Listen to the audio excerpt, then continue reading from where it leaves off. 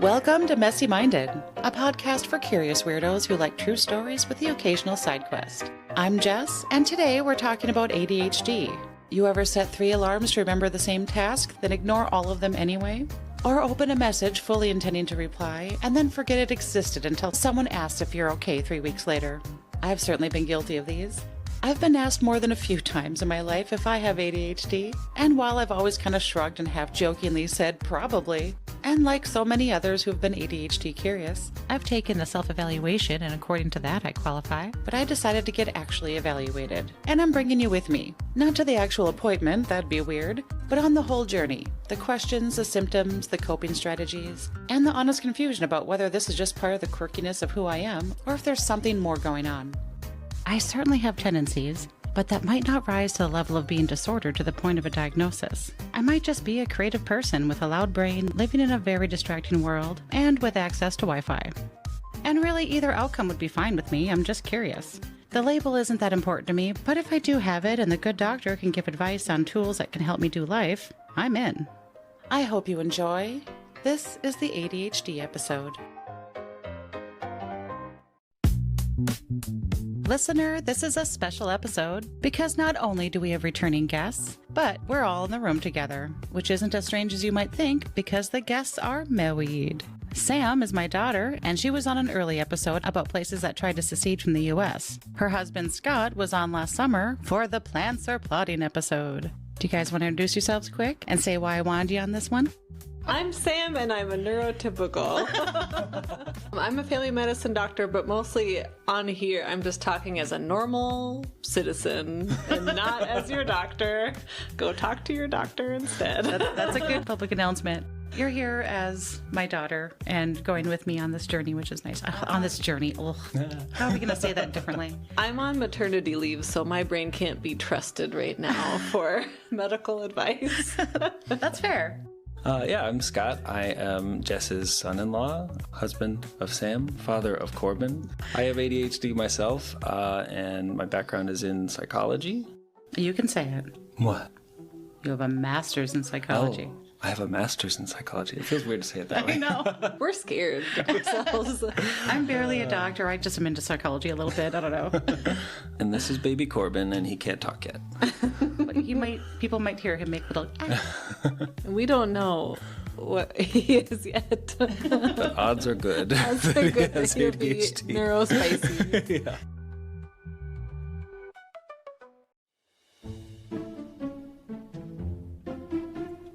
So I guess we should start with what ADHD actually is. It stands for Attention Deficit Hyperactivity Disorder, which is the most beige folder, clipboard-heavy way of saying, my mind wanders. But underneath that clunky name is something much more nuanced. ADHD is a neurodevelopmental condition, meaning it affects how the brain grows and functions over time, especially in areas related to attention, impulse control, motivation, emotional regulation, and executive function.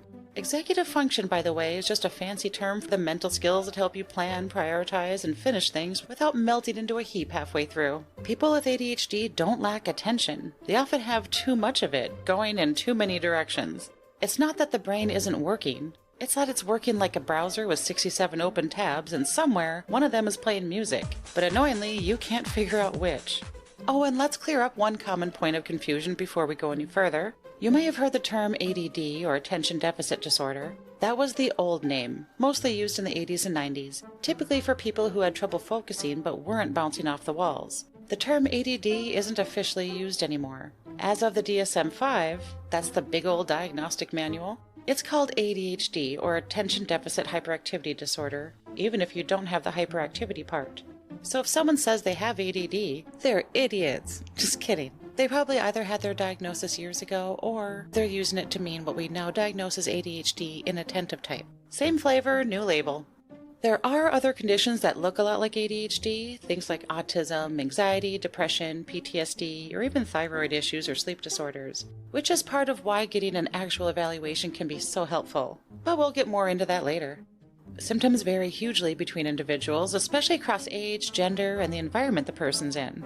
The way ADHD manifests can shift over time as well. For example, hyperactivity might fade with age, but executive dysfunction stays. There's 3 main types of ADHD. Inattentive type, that's your classic forgetful, easily distracted, mentally wandering kind. Hyperactive impulsive type, more restless, talkative, interrupty, can't sit still. And the combined type, which is, you guessed it, both. A lot of kids diagnosed with ADHD show up as disruptive in class. This isn't a nice word now, but when I was a kid, we just referred to them as being a spaz. Kids that can't stay in their seats, blurting things out, getting up to sharpen pencils for no reason. But not everyone with ADHD presents like this. Sometimes it can look like being constantly overwhelmed by small tasks, procrastinate until there's a deadline-shaped fire under your butt, struggling to follow conversations even with people you want to be in conversation with, starting projects with enthusiasm only to abandon them midway through because your brain has moved on to something shinier. And for people like me, who are clearly not falling apart, it can be hard to tell what's actually going on. Is it ADHD? Is it anxiety? Or is it just the hellscape of modern living where our attention spans are under daily attack? Maybe, maybe not, but ADHD tends to leave a few breadcrumbs, and in our next segment, we're going to follow them.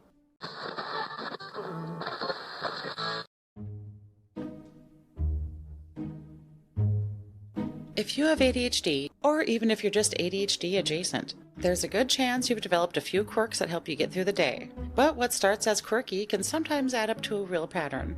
Maybe you leave cabinets open or leave half-finished drinks scattered around the house. Like young Bo Hess in the movie Signs. Remember that kid? Leaving glasses of water everywhere?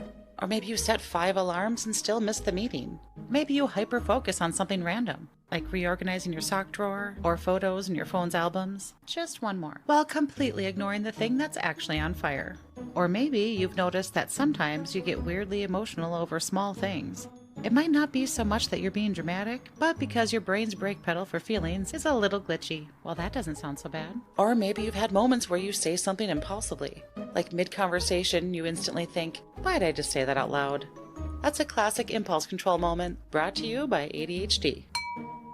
Despite the apparent rudeness or flakiness, people with ADHD are usually working incredibly hard behind the scenes to function. You probably don't see the effort, but it's there. Some people create entire scaffolding systems to navigate their day, like me. I haven't had my evaluation yet, but obviously in the process of researching this, I've done a lot of self-reflection and talking with other people who have been properly diagnosed. I don't know how you guys are, but for me, there's times when I'm listening to somebody argue their point on a topic and I'm going, oh, that's really smart, I agree with you. And then sometime later, I'll listen to somebody else with a completely opposing stance on the same topic, and then I totally think they're right. So I think it's easy to see yourself relating to a topic, which is why I'm doing this evaluation. But I definitely relate to some of the behaviors I've been reading about.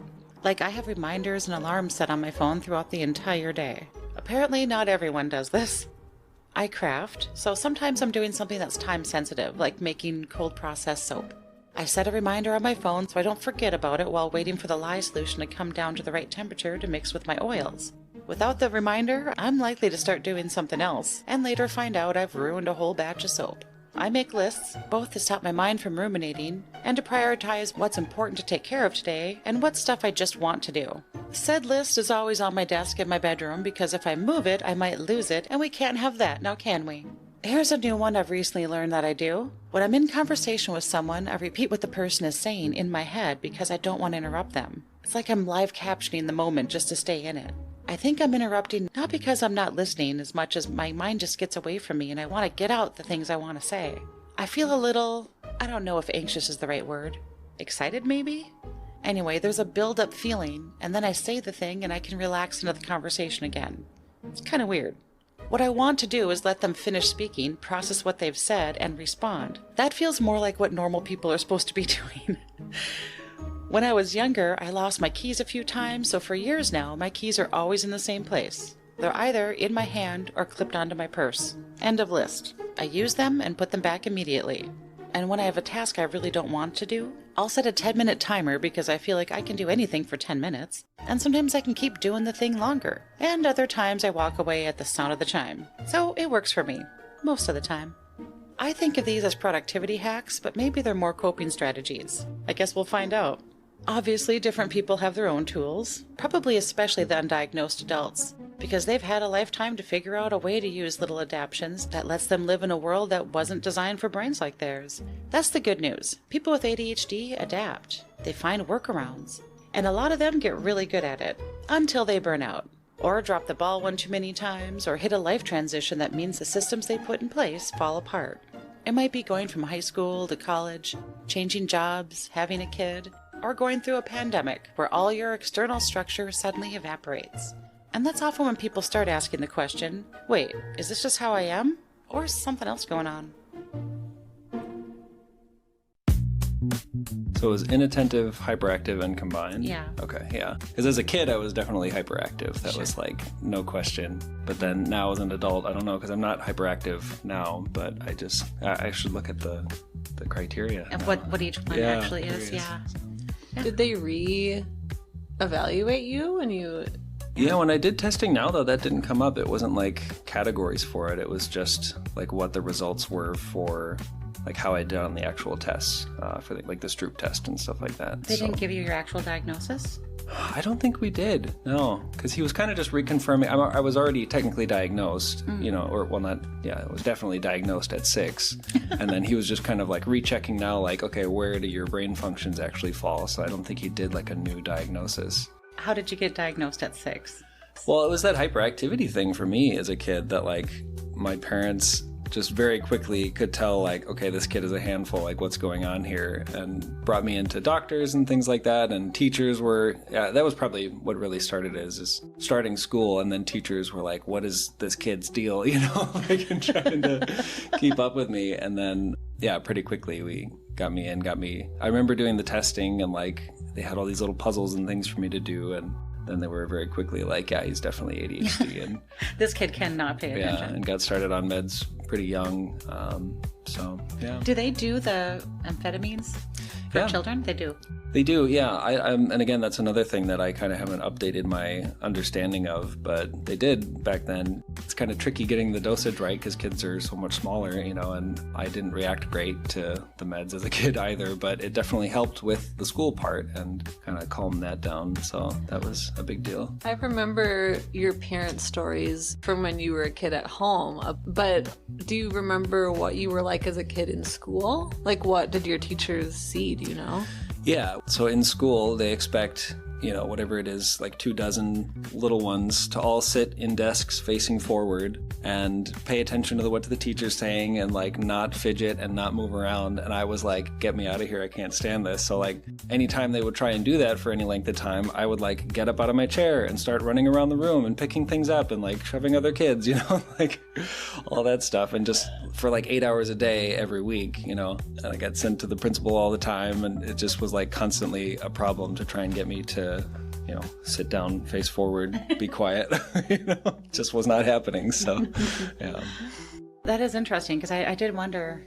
Like I say, there was a kid in my brother's class who literally got tied down to a chair. Oh my God. Yeah. Wow. Yeah, because he was like, kept getting up to sharpen his pencil, kept getting up for this and that, and the teacher was getting more and more irritated. And that's what I talk about in this too. We didn't have ADHD necessarily. We had kids that were spazzes. Yeah. And it was their fault. Right. They're misbehaving. It wasn't thought, oh, there's a condition here at all. Mm-hmm. And I think that's partly why my generation has more of an issue with people like, everyone's ADHD now. I know. Because that was our exposure as kids. You're just like, get it together, Yeah, yeah. Well, that's like, that gets talked about a lot with autism, and, people kind of want to be like, well, we didn't have that back in my day, and people kind of jokingly, but also kind of seriously are like, everyone knew someone who had like a model train collection worth like tens of thousands of dollars, and like these really special interests in things, and like it was still there, you just maybe didn't have a word for it yet. There's many faces of ADHD, but if you're picturing a hyperactive 8-year-old boy spinning in circles and throwing Legos, you're not totally wrong, but you're also not seeing the full picture because ADHD doesn't look the same in everyone, and it definitely doesn't stay the same throughout a person's life. When I was a kid, ADHD wasn't a household word. I remember sitting at the dinner table and my older brother was telling my parents about the hyper-spazzy kid in class who wouldn't stop getting up, talking, generally just being disruptive, and eventually, the teacher tied him to his chair. Which even saying out loud now sounds wild. That would absolutely not fly today, nor should it. Thankfully, we've figured out some better ways to deal with it. But what I remember is that my parents weren't outraged the way I think parents would be now. It was more like, well, what are you gonna do? ADHD kids, especially the hyperactive impulsive ones, were often the ones getting into fights, getting sent to the principal, getting labeled problem kids. If you weren't throwing punches or climbing desks, you probably flew under the radar. As kids, ADHD might show up as running around, talking nonstop, acting out, zoning out in class, not finishing homework, daydreaming, getting labeled as disruptive, lazy, difficult. But as people get older, those behaviors can morph. Hyperactivity can turn into restlessness or inner agitation. Impulsivity might create someone who's emotionally volatile and who makes risky choices. And distractibility often looks like chronic overwhelm. And then there's gender. Boys are more likely to be diagnosed, partly because their symptoms tend to be more externalized. They act out and get noticed. Girls, not so much. They're more likely to have the inattentive type, the dreamy, daydreaming, forgetful kind. And instead of being sent to testing, they're told to try harder, pay attention, or stop being so sensitive. Many girls and women end up with an anxiety or depression diagnosis instead, not because they don't have ADHD, but because no one was looking for it. And because they've spent years learning how to mask, to compensate, to stay quiet, to people please, working twice as hard for the same result. And this doesn't just apply to gender. A lot of BIPOC, neurodivergent, and LGBTQ+ folks get overlooked as well. Or worse, misdiagnosed, pathologized, because our system wasn't built with them in mind. ADHD gets missed when you don't match the stereotypical mold. I've heard so many stories of people not being diagnosed until their 20s, 30s, even 50s or later. They stumble across a video, a podcast, or a checklist and go, wait, that sounds like me. And suddenly there's this strange mix of relief and grief. Relief that there might be a reason for their struggle, and grief for all the years you spent thinking everything was your fault.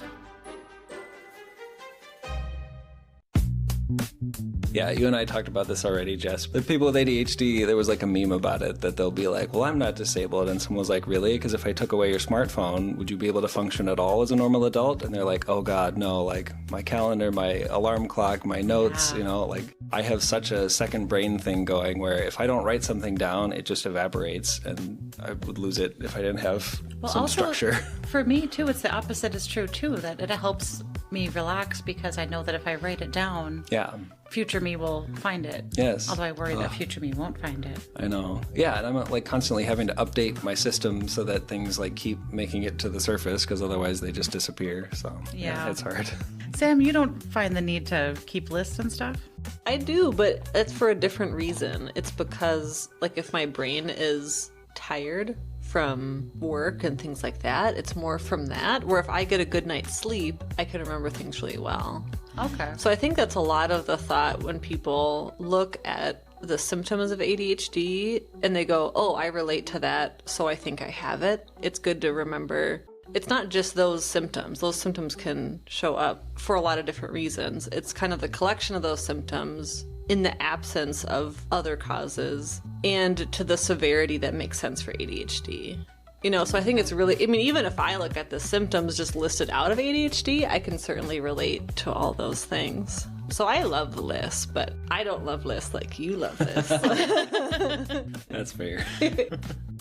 I was wondering if you're going to bring up masking, because I still feel like that's the path I kind of took, where as a kid, yeah, you have all these really loud, obvious symptoms, but then you gradually learn these different social skills to kind of tamp that down and make it more socially acceptable. Yeah, it's really interesting to me, the gender piece, because I wonder if women, is it just like kind of a biological thing that they present with different symptoms, or is it that they're already getting that messaging early on of like you should be quiet and polite and all these things, and so it just kind of happens more that way? That's my understanding, although I don't really know, but it sounds like women are just, or girls are just socially conditioned to not act up, to stay in line. Yeah. So just like forcing yourself to behave a certain way. Yeah, but it's, I don't know, I'm thinking back to my experience as a kid too, because people were definitely trying to get me to quiet down and be more polite, and it just wasn't working. Do you feel like there's sometimes mixed signals with boys though, because you're also encouraged to wrestle or play sports and that kind of thing? Well, and I think that's a lot of it,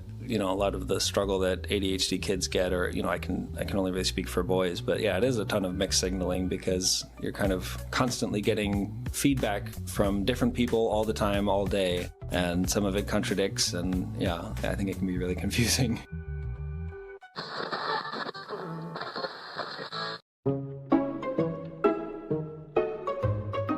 Speaking of which, another confusing aspect of ADHD, especially for people who are just now starting to wonder if they have it, is how well they've managed to function. because people with ADHD often become masters of adaptation. They don't just build coping mechanisms, they build entire scaffolding systems around their lives to keep everything upright. Some become hyper-organized, some live in a nest of chaos but always know where everything is. And oof, this last one makes me feel called out. Some become charming, funny, people-pleasing perfectionists because if you're entertaining and agreeable, maybe no one will notice how much you're also driving the struggle bus. The wild thing is, these systems often do work. They work, at least right up until life throws a wrench in the gears. And sometimes that wrench is small. A big deadline, a job change, a relationship shift. And sometimes it's bigger. A move, a baby, grief, illness, or just plain burnout. And suddenly the scaffolding that held everything together starts wobbling. And with them, you do too. A lot of undiagnosed adults don't realize they've been compensating for decades. They never thought their brain works differently. They just thought they were lazy, disorganized, or couldn't get it together like everyone else seems to. But what they're actually doing was surviving in a system that wasn't built for them, and I think that deserves so much credit. You kept going and found weird little tricks and tools to help you stay afloat. You showed up for work. You showed up for your people. You figured out how to live in a world that runs on calendars, paperwork, multitasking, and a lot of patience. Even if some days you barely pulled it off. So if you're someone who has to time block your entire day just to get one thing done, if you've developed 100 little rituals just to feel semi-functional, if your coping strategies look more like witchcraft than time management, it just makes you resourceful. So here's where things get even more personal. This has already been a pretty personally revealing episode. Not sure how I'm feeling about that yet. Like I said in the intro, I've had people ask me if I might have ADHD, usually as a genuine question, sometimes as lighthearted teasing for forgetting what I was about to do or say. And sometimes it came from people who clearly had it themselves and were like, oh yeah, you give off familiar vibes. I even had a therapist inquire if I'd been tested, which was the impetus of me creating this episode. I feel like if a trained professional is wondering, maybe I should actually get tested. And it would be hilarious if I tested positive because I was a 90s kid. ADHD wasn't a big thing then. Oh my god, so hot right now. We just had spazzy kids and that was their fault. And since ADHD has become so highlighted in the zeitgeist, I've been not anti, but on the other side of thinking it's either overdiagnosed or maybe self-diagnosed via meme. Like everyone's neurodivergent all of a sudden. So karmically, I would find my own diagnosis to be really funny. Because I have wondered, but I always sort of waved it off like, I mean, maybe? Who doesn't struggle to focus these days? I've looked at the checklist online and relate to some of it, but then I'd see something I didn't relate to and think, okay, maybe not. Or I'd tell myself I'm just a creative thinker. We only know our own brains, so maybe everyone's thoughts get away from them. I also attribute some of my issues to probable anxiety, which, if you're a small business owner and don't have some anxiety, please reach out and tell me your secrets, because you seem to be winning at life. You can know a lot about ADHD and still not be sure if you have it, because self-doubt is also kind of part of the package. I just don't know what it would be like to live with a different sort of brain. I only know my own experience, so I think that how I function is just fine.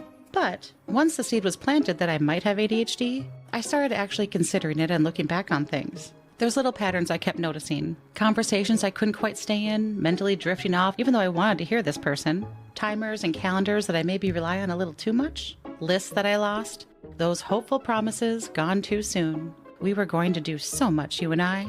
I sometimes wonder where they are. They can't all be under the passenger seat, right? Even this podcast. These are all topics I want to know more about, so I set up this elaborate system with self-imposed deadlines so that I'd actually follow through and research them. Who does that? And now I'm just tired of guessing. So I decided I'm going to get evaluated and find out. Not because I feel like I need the label to validate anything, and I'm not interested in regularly taking medication, but I just want the clarity, And if there are better tools available to make my life easier, I'm all ears. If there's something to understand about how my brain works, I want to know. And if that knowledge can help me build better scaffolding, then yeah, I want that.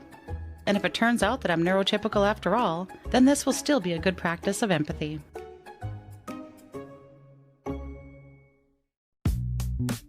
That just sounds so relatable. I have so many people that come in and either they're seeing me for something totally different, a physical thing, and it clearly relates to, I've been wanting to pick up my medicines or I've been wanting to do this thing and I just haven't gotten to it, or I feel so overwhelmed. Or they're seeing me for their depression, anxiety, and we're just not able to get them feeling better. And so it starts to become more of a question that they never really considered.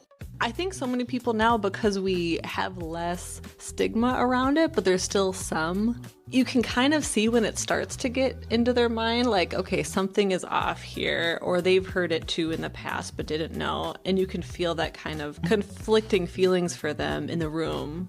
And I think so many people are in that space because so many people have anxiety now or have trouble sleeping, and finally we're hearing more about these types of things. And so I think a lot of people come in either being like, I'm kind of hoping this is something because I'm finally maybe relating to someone that can really give me answers, or I'm kind of scared to broach this thing that's always sort of been in the back of my mind, you know, but it is so unclear. And I think you saying, looking at the diagnoses online, and like some of it fits and some of it doesn't. Even for professionals, looking at something briefly, some of it could fit and some of it doesn't fit. If I'm interviewing someone, even someone that I know for a long time, I don't know if they have ADHD or not. So I think it can be hard for me when people are looking online and they either discount themselves and say, no, for sure I don't have it because of this thing I saw, or like, for sure I have it. Because you so don't know until, I mean, unless it's really, really clear. Some people are like, okay, Right. we don't need to dig into this too deeply because it is pretty classic, you know, or pretty obvious. But for many people who are adults, especially because of all the coping skills and all the things we pick up in life, you just don't know unless you're tested. And so I just, you know, I appreciate your amount of like, back and forth. I think that's probably really healthy, you know, and so many people have that question. So it's like, yeah, go get tested. Like, why not, you know? Do you, as a family practice doctor, feel comfortable making a diagnosis of ADHD for your patients? Comfortable is a strong word. I have made the diagnosis before. If I feel confident that they have it, then I'll make the diagnosis. But honestly, there's so much overlap that I really take it very seriously. And because I'm lucky, we have so many resources, I can get them diagnosed pretty fast going to see someone. If there was more of a barrier, I'd probably diagnose more, but I just really want to know exactly what they have. So I usually send them off for testing, even if I'm like, I think so, but, you know, but there's just so much that goes into it. I think it's way more complicated than the normal discussion about it. Because we talk about it like we're with our friends and we're like, you so ADHD person, blah, blah, blah, hee hee. Right. But it really is very complicated. It's a serious diagnosis, you know, so I want people to take it seriously, and I want my patients to get it right, you know, when we go to test them. Well, and it does mean something to be given that diagnosis, because I went into it going, I don't care, whatever way it is. Yeah. But I did take on a lot of it once I realized. Right. So, like I said, I went into it going, don't care. Either way, it's fine. I'm me anyway. But that I still go, well, it's knowing that makes me reflect on other things and see things in a different light. Yeah. Well, and you also mentioned like, well, why should I go to get tested? Can't I just sort of think about this for myself and just know my own self? And a big reason to go get tested, if you're wondering too, is, you know, maybe there is trauma stuff that is looking like it, or it's both. It's ADHD and it's trauma, or it's ADHD and it's a different learning disorder, or it's ADHD and autism. You know, there's just so much to learn by like actually going to explore it. So some people kind of self-diagnose and stop there. And I think it's really important if you have the ability to go get tested. Like, there's so much more to learn and discover.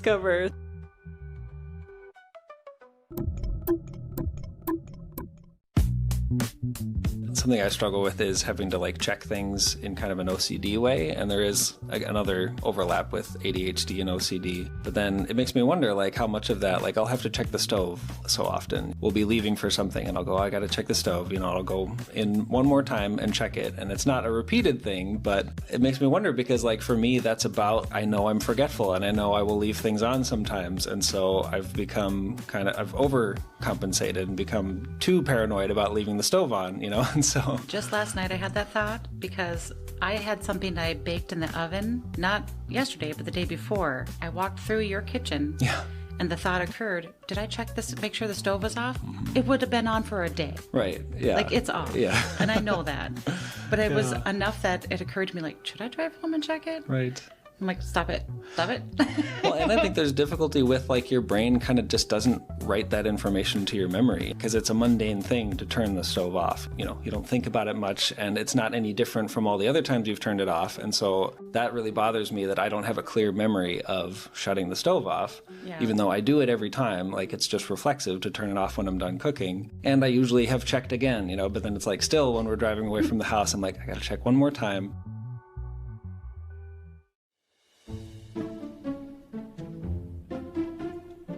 At my last doctor's appointment, I asked if I should get a referral to be evaluated, and my doctor agreed.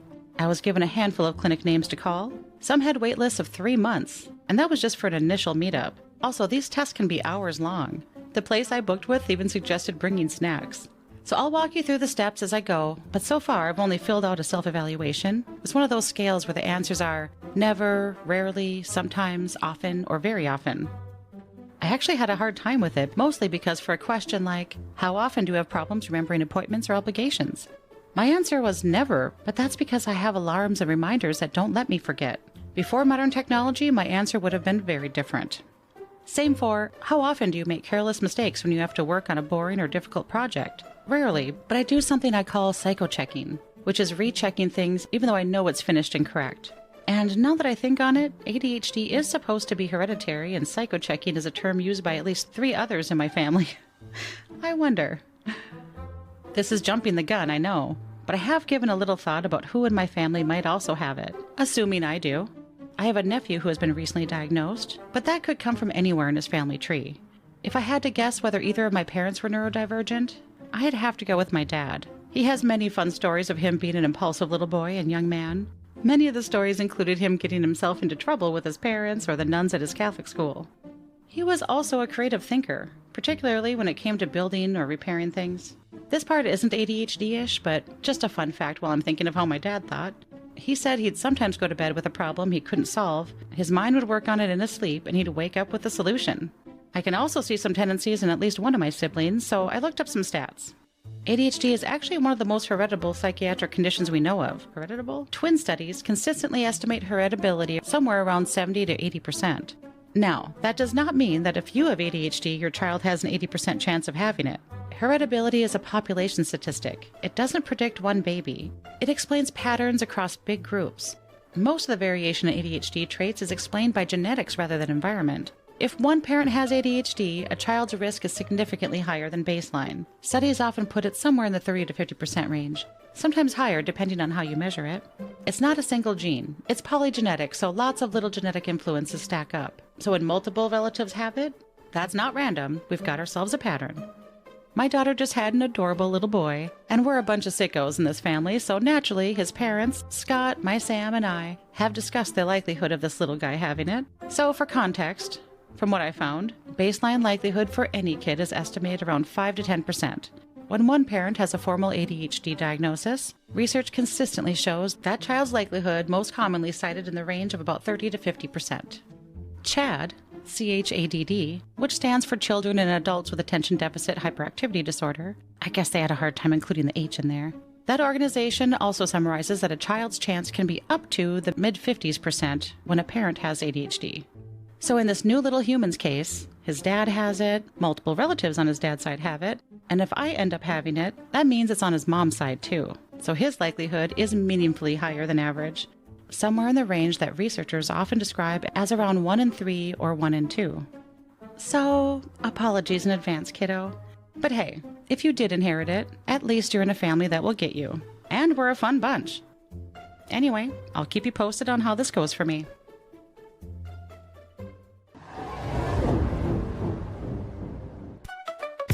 Thinking about who could have it in our family since it's so genetic. Just we have such a legacy in our family of being silly, of just being goofballs. Yeah. And that's just what we called it. Yeah. We're just goofballs. But what does that mean? You know?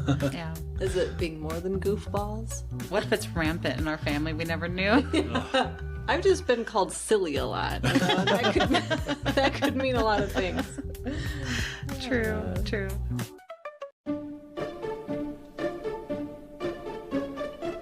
I'm going to say something that maybe shows a side of me that I'm not super proud of, but I want to be as honest as I can here. I've noticed that I have a bit of an aversion, maybe even a repellent feeling, toward people who are very, let's say, ADHD forward. And in researching this, I've been thinking about why that might be. Because I don't feel that way about ADHD itself. I think I feel that way about what sometimes comes with it. It's a similar feeling I get when I know someone who's been in therapy for years, but never actually does the work to change anything. People who wear a diagnosis as their whole identity, instead of just letting it be information about how their brain works, something that helps them understand why they might need certain supports or systems to help them get along better in life. Sometimes it can feel like the attitude is, here's my diagnosis, now everyone else can work around that. If you're using ADHD as a way to understand your brain and build better systems, I love that. If you know you're time blind and you set your 10 a.m. appointment for 9:30 in your calendar, genius. That's growth. But if you're chronically late and just go, well, ADHD, am I right? Like it's an excuse to not be responsible, that's where I start to feel prickly. And maybe that's because I've spent my whole life building scaffolding for myself, and I have a hard time watching someone refuse to build theirs. It reminds me a little bit of when someone goes vegan and that's suddenly all they talk about. They take it on as their whole identity. But if someone has been vegan for like a decade, they're not announcing it at brunch or side-eyeing you with your chicken sandwich. They're just living their life. And I use that example as someone who was vegan for a minute and then just decided to just not eat beef and pork as those were the bigger offenders on the environment. But I was one of those intolerable over-explainers of my own righteous choices, so I get the urge. So I don't think it's really the diagnosis that bothers me as much as the diagnosis becomes the person's whole identity. And I honestly don't think I say that from a place of superiority. I often subscribe to the idea that when I notice things that bother me, it might be because it reflects something I don't like about myself. In this case, it might be that I feel some sort of resentment at how much I've worked on myself as a person, or maybe I pride myself on self-reliance a little too much. And if you're someone who talks about your ADHD a lot, this is not an attack. I'm just unpacking my own reflections out loud here.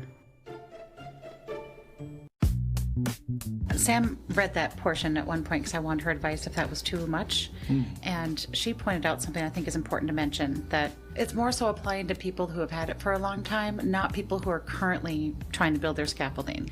Who am I to say, what other people are going through? Yeah, it's interesting. It's making me think of a book I read recently, Unmasking Autism, and there was a lot of overlap with the way that they were talking about how autistic folks learn to mask to kind of be more acceptable to other people, and people with ADHD can do that also. And the author was talking about that they knew another kid when they were like school age, and that kid was just very like open and like kind of unapologetic about having autism, and then got bullied for it. The author was saying that they, in their mind, were kind of judging them, and like looking down on them for, they have the same diagnosis, but then this person is open about it, and then the author is learning to mask it. And I don't know, it's just interesting kind of hearing them talk through that internal struggle where you're doing this masking thing to try and make yourself more acceptable to other people, and there's pros and cons to that. It changes how you view other people with the same diagnosis. It's interesting stuff.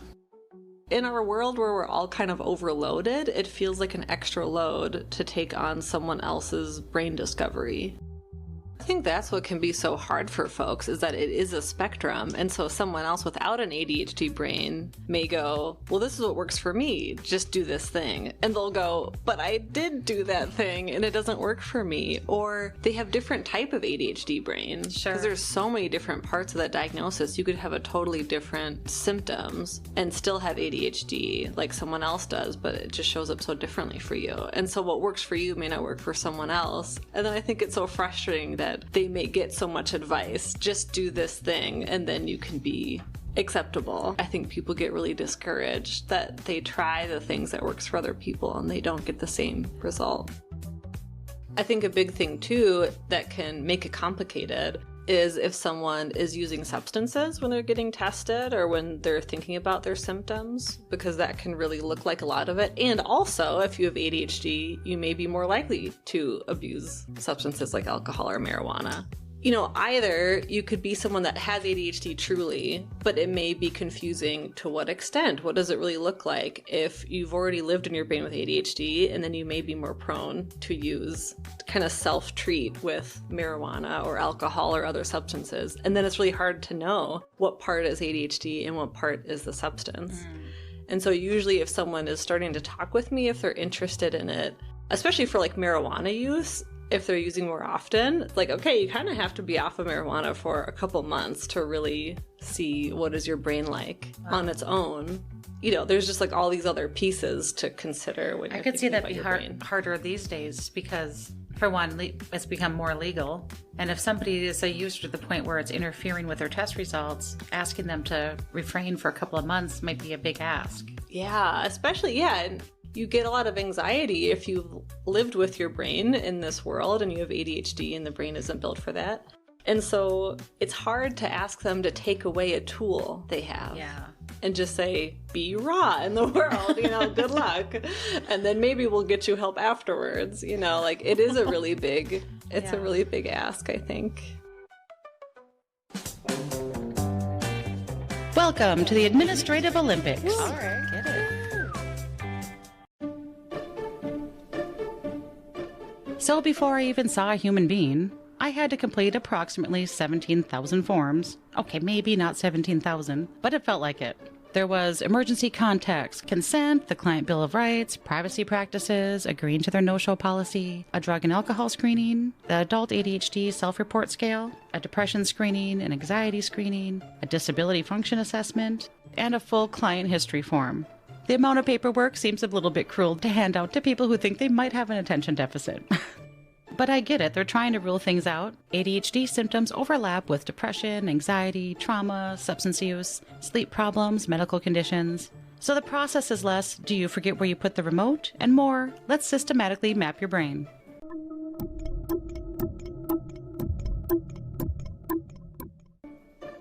Okay, I had my evaluation yesterday.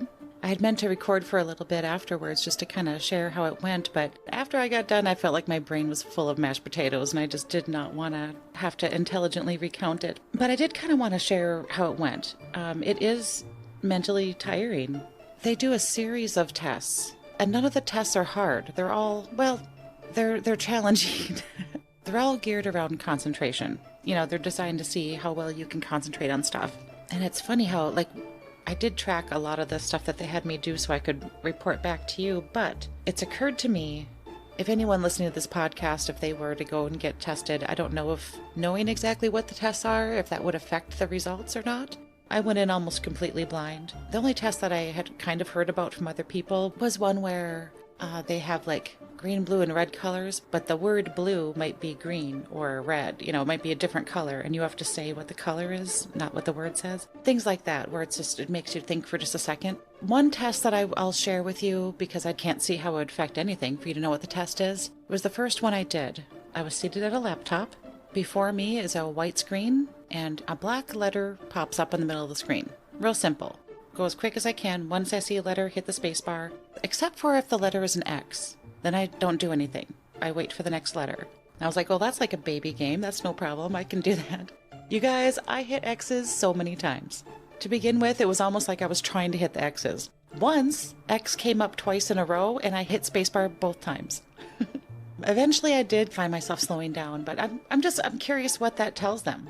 And, I have no way of knowing if my brain is different from anybody else's because I only live with my brain. So it'll be interesting to see what the results were. Overall, there's no point in trying to cheat it or anything. The idea is trying to figure out how your brain works and how it retains information. I'm really interested to see what the results are. I honestly don't know what information they gather from these tests, like what they can tell you. But, as you know, I had my self-evaluation through the email. And then I went in and did this 2.5, 3-hour long series of tests. Next, I believe that they're sending me an email where I have some more information that they need from me. I don't know if it's another test. I kind of forgot what he was saying. I was kind of tired by the end of the day, so I forget all he said. But I believe I've got another thing I have to fill out, and there's going to be an evaluation packet sent to somebody close to me, someone who knows me well. So I've picked my daughter, Sam. She knows me better than anybody. She'll fill out an evaluation for me. Oh, and I've seen a therapist in the past, and that therapist is also going to share information. And then once he has all that stuff, then he's going to schedule me for a follow-up a week after. I'll keep you all in the loop.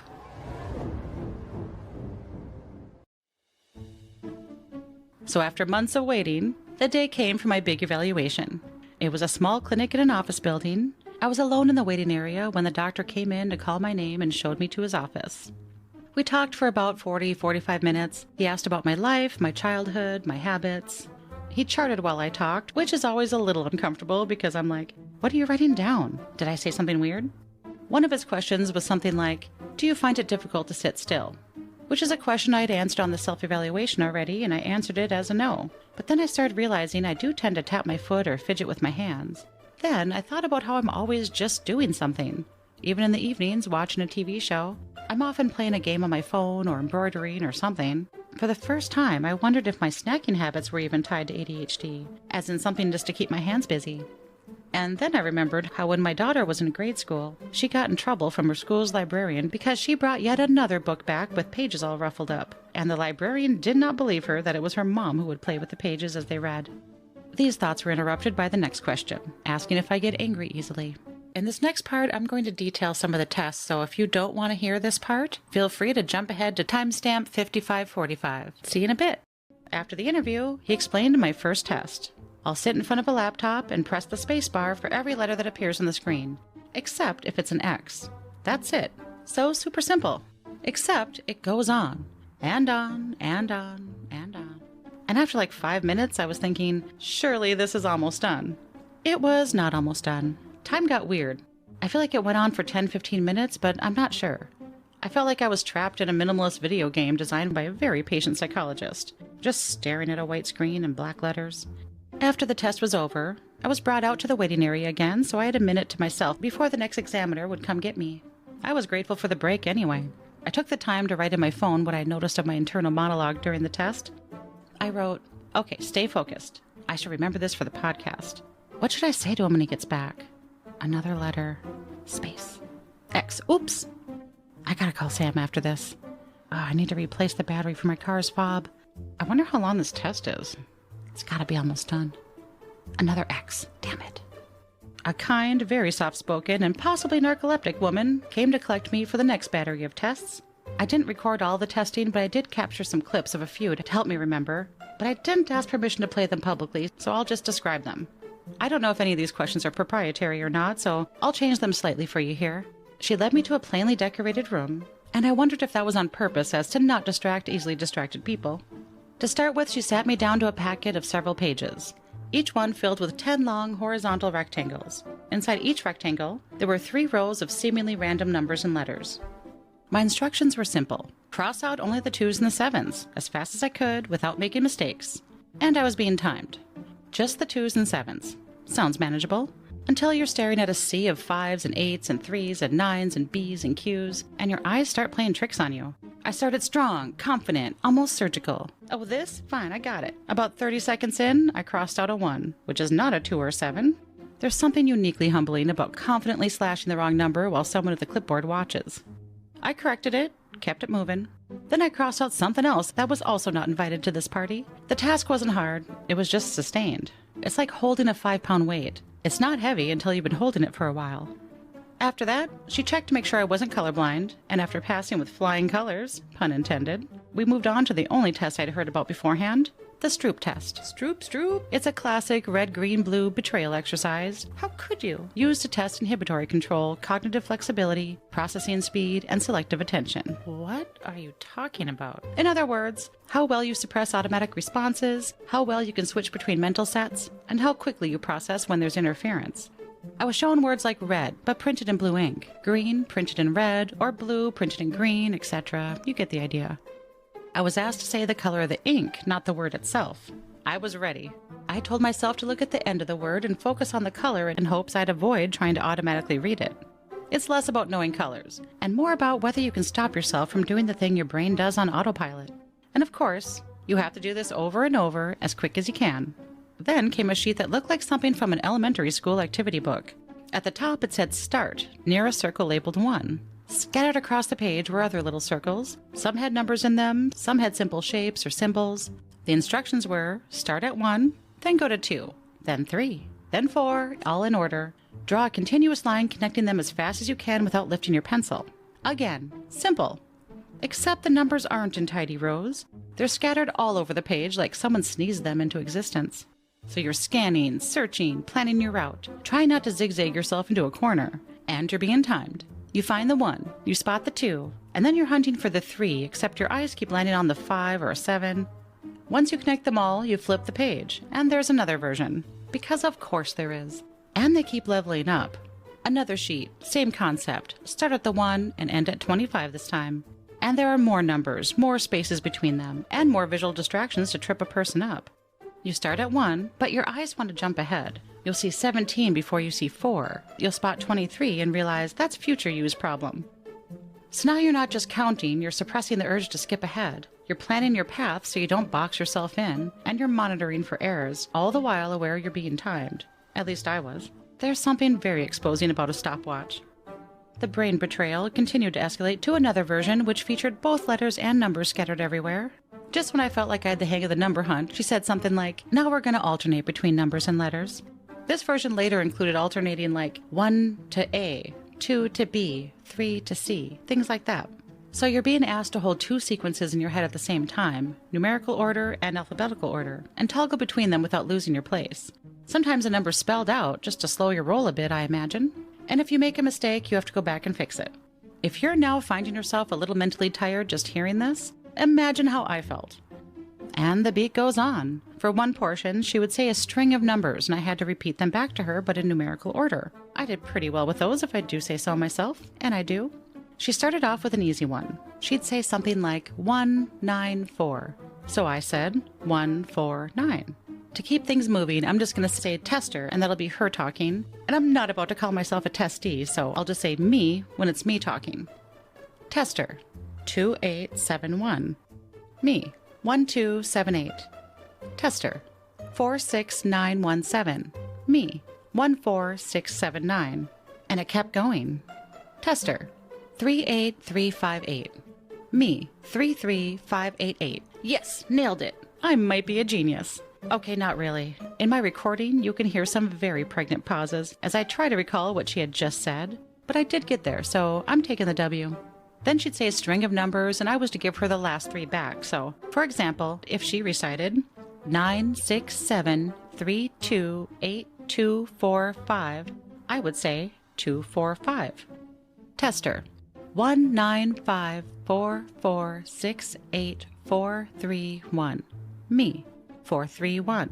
That would go on a while, and then we'd move up to the last 4 digits. Tester, 2765481425389.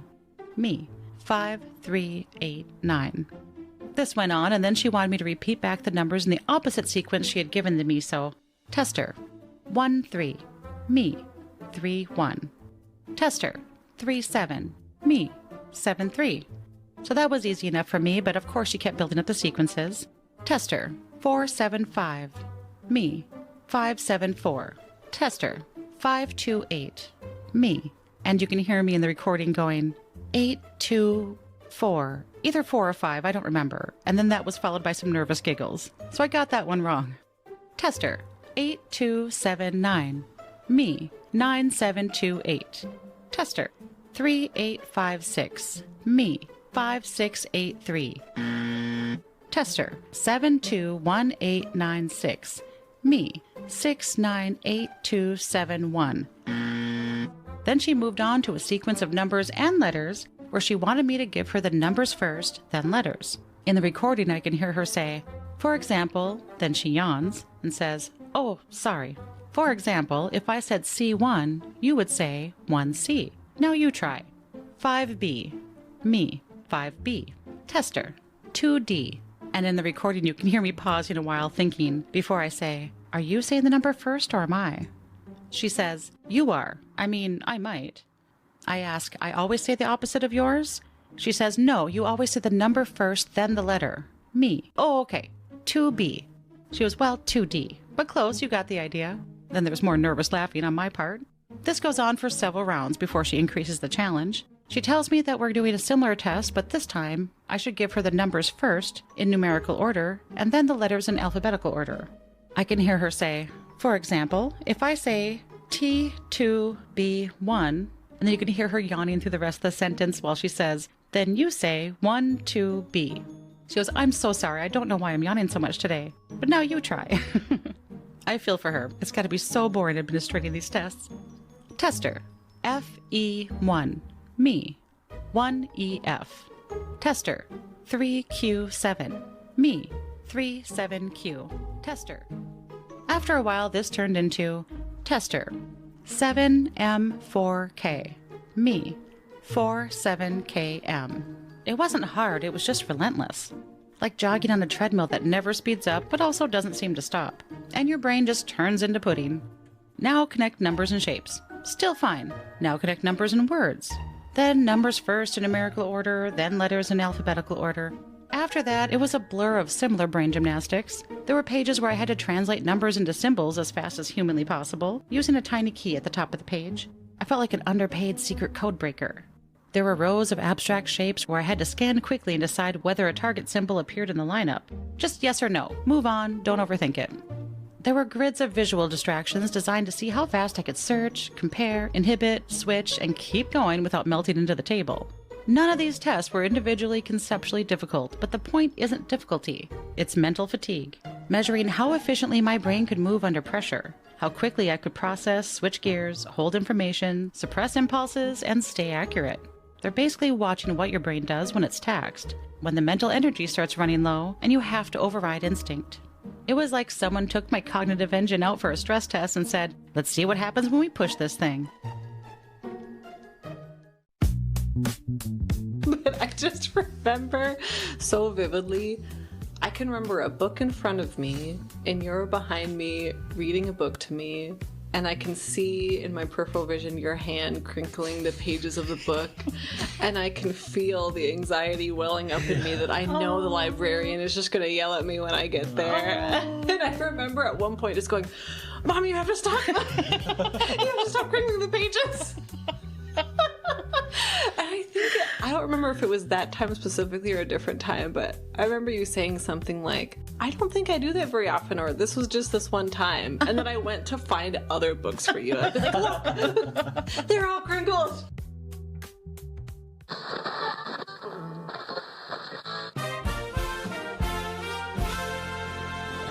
And the results are in. All right, I'll drop any veil of suspense right away.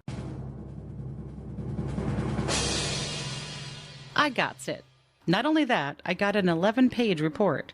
11, which feels thorough, like my brain has officially been peer-reviewed. It starts out with a full list of everything they use to evaluate me. Interviews, self-reports, observer reports, anxiety and depression scales, alcohol screening, personality inventory, a full cognitive battery.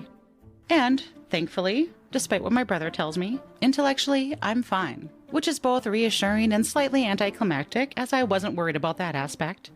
But then we get into the more executive function section, and this is where it gets nuanced. My inhibitory control, strong. My cognitive flexibility, strong. Which means when I need to suppress an impulse or switch tasks, I can. Which is maybe why I've managed to build a pretty functional adult life. But there was a weakness in sustained attention and processing efficiency. Translation, I can be accurate, I can do the thing well, but maintaining focus over time takes a lot of effort for me. And when my brain gets taxed, my speed and efficiency drops. Which makes sense of that spacebar versus X test feeling like a minimalist psychological endurance sport to me. The computerized testing indicated a, quote, moderate likelihood of sustained attention deficit, which is the most clinical way of saying, yeah, that part's hard for you, lady. Then came the behavioral rating scales. Both my self-report and the observer report indicated a 96% probability of ADHD. 96%. That feels a little statistically aggressive. And when everything was integrated, the interviews, the childhood history, the testing, the rating scales, the final diagnosis was attention deficit hyperactivity disorder, predominantly inattentive presentation. Not hyperactive, not combined, inattentive. Which, if you've heard me talk at all, might sound a bit surprising. Because I move, I talk, I get excited. I take ideas and sprint with them. But in adults, hyperactivity doesn't always look like bouncing off the walls. Sometimes it looks like a cartoon brain using very specific systems. And that's the other thing the report pointed out. I compensate. Hard. Rigid outlines, 15-minute scheduling increments, multiple alarms, strict organization. Those aren't just cute personality quirks of mine. They're my scaffolding. And apparently, I've built it well enough that my core abilities test as average and intact. It's maintaining that structure that takes effort. So, the official answer to do I have ADHD is yes. My brain isn't broken, it just requires more intentional architecture than I realized. Who would have guessed that a podcaster with a show called Messy Minded had ADHD, right?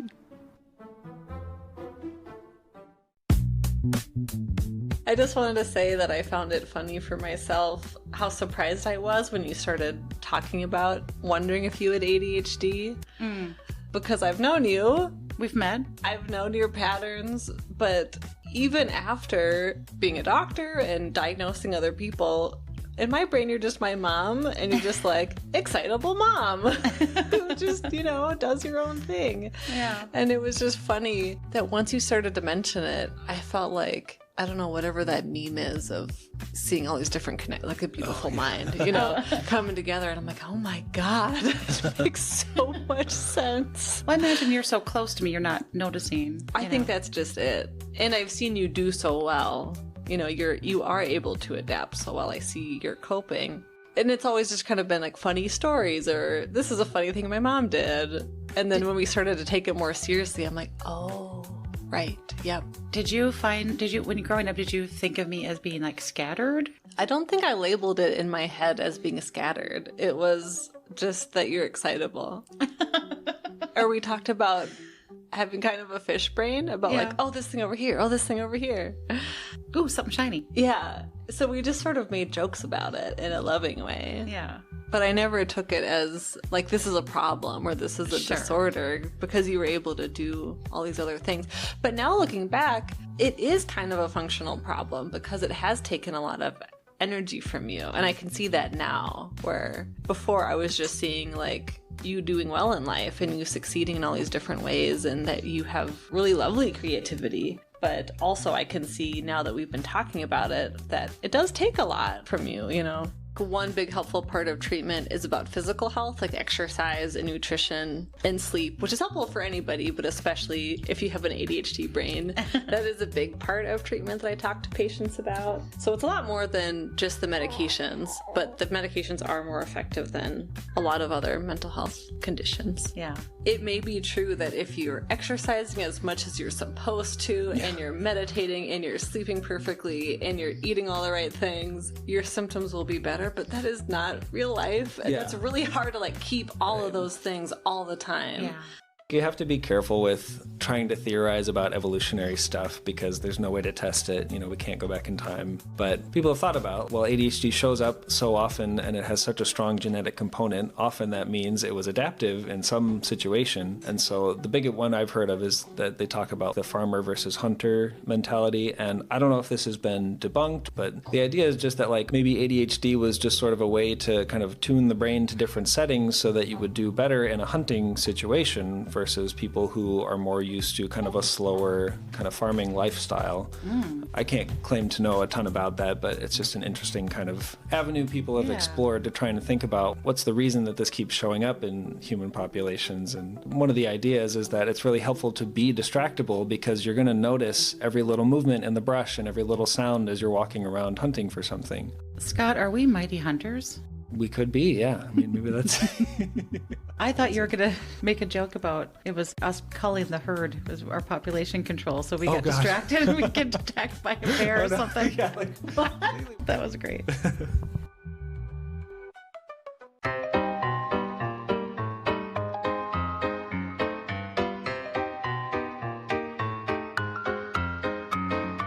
All right, well, thank you guys for coming on. Yeah, thank you. Thank you. If this episode got you thinking about your own brain or the brain of someone you love, that's creepy. But there are some really good resources out there if you want to learn more. One of the places is the organization I mentioned earlier, CHADD, CHADD. They have a ton of practical information about symptoms, diagnosis, and how ADHD shows up across a lifespan. Another helpful resource is the Attention Deficit Disorder Association. They focus specifically on ADHD in adults and have articles, webinars, and all sorts of resources. And of course, if any of this resonates with you, The best place to start is just talking with your doctor or mental health professional. A good evaluation can help you understand how your brain works, whether it leads to a diagnosis or just some useful insights. Thanks again to Scott and Sam, and thank you, listener, for joining us. If you have any suggestions for a future episode, feel free to email messymindedpod@gmail.com or find us on the socials @messymindedpod. See you next time.